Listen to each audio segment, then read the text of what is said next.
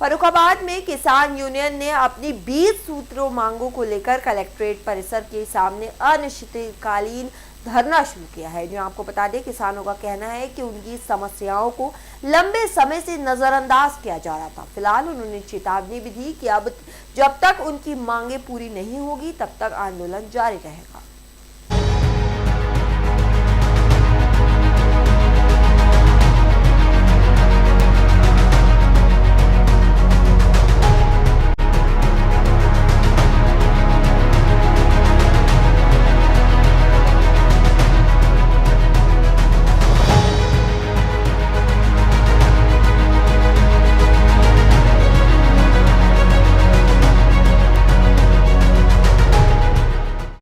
देखिए, सबसे पहले तो ये स्पष्ट कर दें कि प्रशासन अगर भ्रम में है कि हम केवल यहाँ आएंगे और चले जाएंगे तो अब की बार ऐसा नहीं होगा।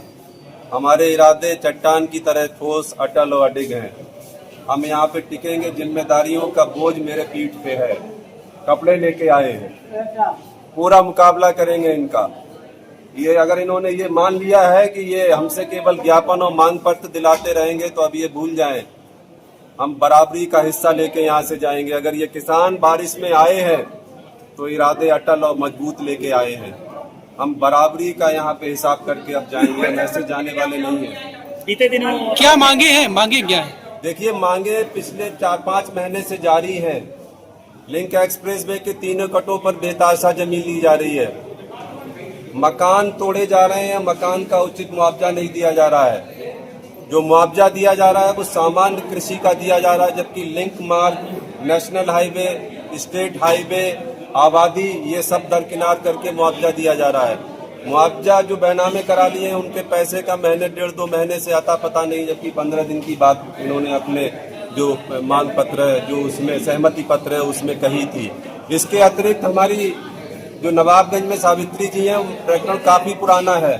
भू माफिया उनकी जमीन पे 60 साल से मकान बना के जिस जमीन पे रह रही थी, बिना किसी आदेश के उनका कब्जा परिवर्तन कर दिया। शशिकांति जी हमारी बैठी भाभी मां समान है, उनके साथ भी यही हो रहा है। चिलसरी में प्रदेश उपाध्यक्ष जी बैठे हैं, इनकी जमीन है नवाबगंज में, रिपोर्टें इनके पक्ष में हैं। जिलाधिकारी फर्रुखाबाद काम कर रही है, लेकिन तहसीलें नाकारा साबित हो रही हैं।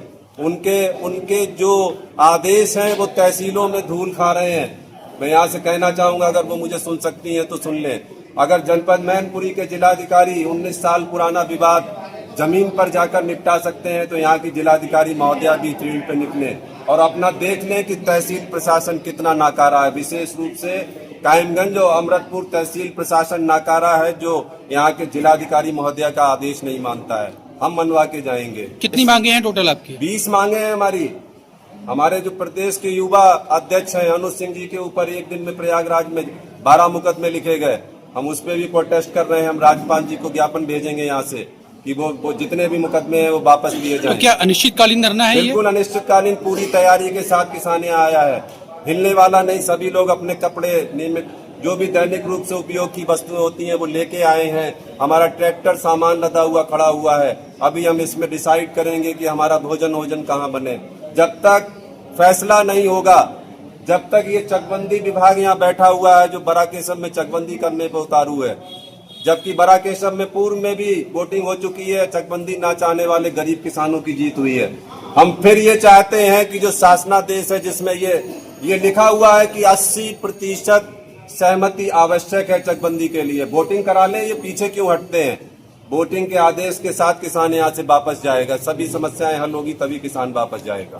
अधिकारी द्वारा अभी तक क्या आपको मिला? अभी हम आए हैं यहाँ पे, अभी अधिकारियों से वार्ता नहीं हुई है। जैसे वार्ता हुई आपको अवगत कराएंगे। इससे पूर्व आपको क्या जब आपने वार्ता की? इससे पूर्व जब भी बातें हुई तो ये कहा कि 2 दिन में निपटाएंगे, 3 दिन में निपटाएंगे, लेकिन मुझे नहीं लगता कि यहाँ के जिलाधिकारी महोदया की बात जो है तहसील प्रशासन मानने के लिए तैयार है। उन्हें अपने आप में आत्ममंथन करने की आवश्यकता है।